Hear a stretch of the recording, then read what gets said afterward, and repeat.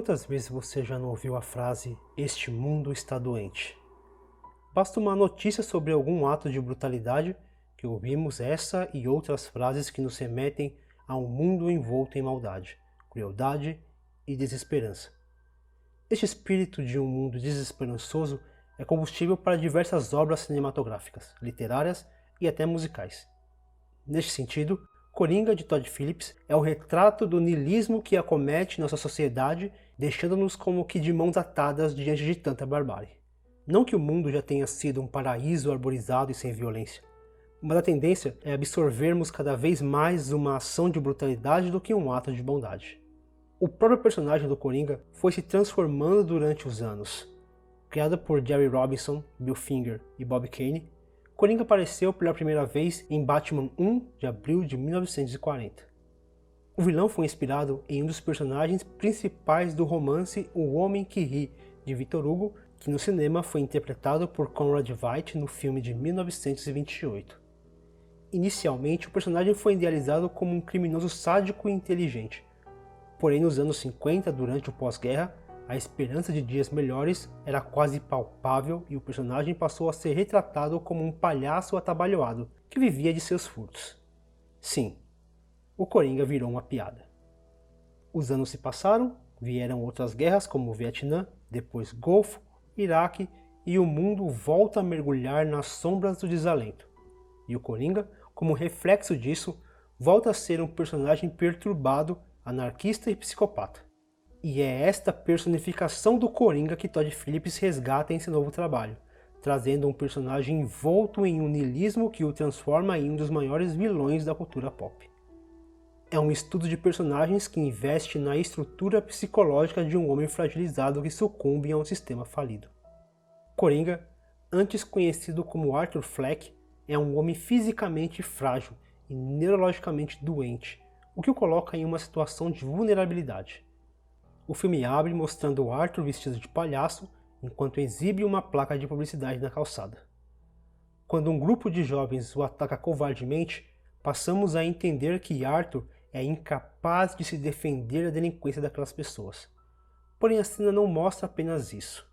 Arthur é agredido, tendo como objeto da agressão a própria placa de publicidade, revelando que seu problema não era apenas aqueles jovens, e sim o sistema inteiro, das pessoas que o ignoram até seus empregadores, que mesmo ele sendo agredido, precisará pagar pela placa, tal qual acontece com a gig economy, popularmente conhecida como uberização da mão de obra. How's your job? Are you having any negative thoughts? All I have are negative thoughts. Os recorrentes enquadramentos nas escadas que separam a casa de Arthur do seu trabalho refletem essa distinção de classe entre o que há em cima e o que há embaixo. Arthur se rebaixa todos os dias, descendo aquelas escadas para trabalhar em um lugar que não lhe confere nenhuma dignidade. Quando ele assume o controle da sua vida, a descida da escada ganha outro significado.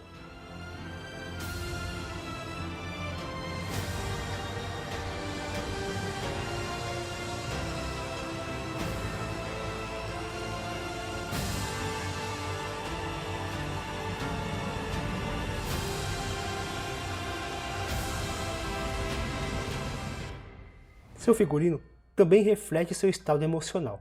Suas roupas amarrotadas e sem cores, sempre com gola desalinhada, é um reflexo da desorientação do personagem, assim como os sapatos, pelo menos 2 números maiores, que o deixa com uma aparência de palhaço, mesmo quando não está fantasiado. É como se mesmo ele se desmontando e saindo da fantasia, o palhaço Coringa não saía dele.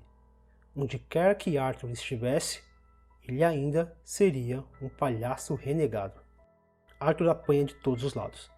O sistema público de saúde o abandona. A assistência social também. E até o sistema econômico não o beneficia. A inserção de Thomas Wayne à trama é precisa ao incluir a classe burguesa na problemática. A família Wayne goza de seus privilégios e busca sustentar seu poder por meio da política, algo como um tal João Trabalhador o faz, subjugando quem pouco ou nada agrega ao seu projeto de poder. Em 2008, quando ainda discutíamos a atuação de Heath Ledger em Cavaleiro das Trevas, uma frase dita pelo Coringa ressoa fortemente nessa nova versão do personagem. If tomorrow I tell the press that like a gangbanger will get shot, or a truckload of soldiers will be blowing up, nobody panics. Because it's all part of the plan. But when I say that one little old mare will die, well, then everyone loses their minds. Introduce a little anarchy. Upset the established order, and everything becomes chaos. I'm an agent of chaos. Oh, and you know the thing about chaos? It's fear.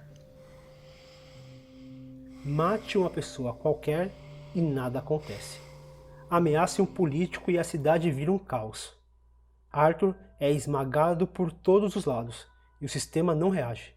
Quando ele faz algo com alguém pertencente à elite, há então a reação e ele passa a existir, não como oprimido, e sim como opressor. Veja o que foi o caso do ônibus 174, retratado no excelente documentário dirigido por José Padilha em 2002, e observe o que fez alguém abandonado pelo Estado ser finalmente visto. Aliás, pensar em Padilha é muito oportuno diante da maneira como o filme vem sendo discutido. Se em 2007 o Capitão Nascimento virou herói na cabeça de quem acha que bandido bom é bandido morto, hoje há o temor de que Coringa vire uma espécie de herói dos oprimidos. Tanto que diversos cinemas estão proibindo a entrada de pessoas utilizando máscaras para evitar atos de violência inspirados no personagem, como aconteceu em 20 de julho de 2012, quando um homem de 23 anos foi ao cinema em um shopping center em Aurora, no subúrbio de Denver, Colorado, e atirou contra uma plateia que assistia a Cavaleiro das Trevas Ressurge, matando 12 pessoas. Na minha sessão, por exemplo, o filme se encerra com efusivos aplausos. Não posso dizer ao certo o que motivou tais palmas, mas sinceramente, acho difícil não pensar que essa exaltação se deva ao personagem e não necessariamente ao filme. Toda a trajetória de Arthur Fleck é construída para que de alguma forma entendamos suas motivações. Coringa não é ruim por ser ruim. Não é mal encarnado, nem um vilão que quer dominar o mundo.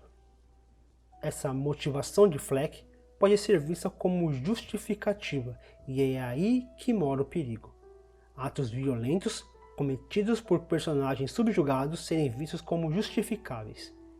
Em anos recentes, algumas pessoas afirmam que esse niilismo representado em forma artística tem se voltado contra a sociedade com atos violentos inspirados na arte. Por exemplo, em 1996, 2 adolescentes mataram os pais alegando terem sido movidos pela música Israel Song, do Silverchair. A primeira estrofe da música diz o seguinte: ódio é o que eu sinto por você.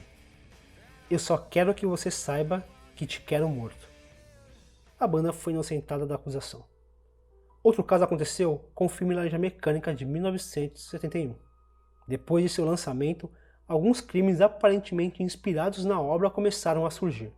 Por exemplo, um garoto vestido de maneira similar aos personagens do filme esfaqueou um colega. Outro exemplo é de uma gangue de rua que estuprou uma garota enquanto cantava um Singer in the Rain, reproduzindo uma das cenas mais perturbadoras da obra. Eu não serei leviano em dizer que as pessoas que estão aplaudindo ao final das sessões estejam validando as ações de Arthur Fleck / Coringa. Assim como não vou dizer que se houver alguém que cometa algum ato inspirado no filme, a responsabilidade deva ser da obra. Todd Phillips tem dado diversas declarações estúpidas sobre a obra e nem vale a pena debatê-las agora. Apesar disso, não vejo em seu roteiro uma validação à violência cometida por Fleck.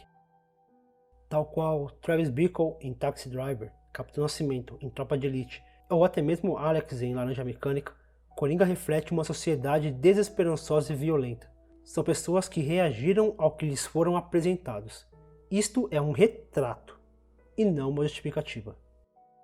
Quando Mano Brown conta a fictícia história de Guina em Tô Ouvindo Alguém Me Chamar, no álbum Sobrevivendo no Inferno, ele fala em como essa figura criminosa se torna uma inspiração para jovens abandonados pelo Estado.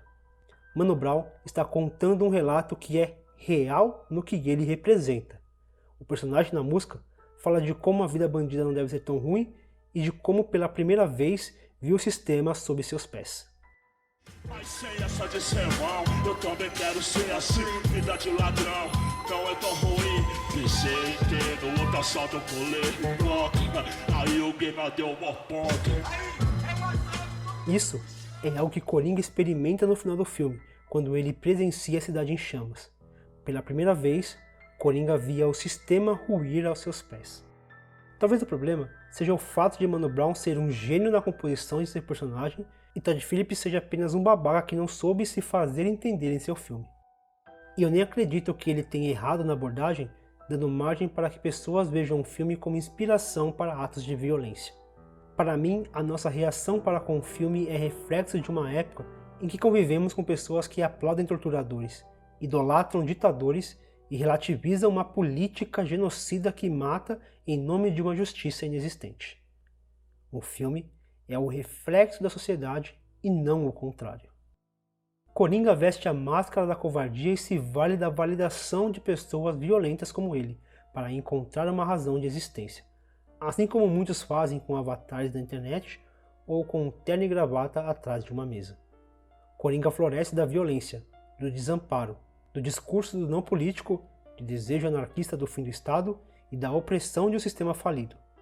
Não à toa, desde o início do filme, Todd Phillips vem nos alertando quanto à situação de Gotham City, que estava empesteada de ratos. Estes ratos são as pessoas que aplaudem as ações do Coringa. Eles sempre estiveram lá, assim como estão em nossa sociedade, só aguardando a primeira desculpa para saírem dos esgotos e tomarem a superfície.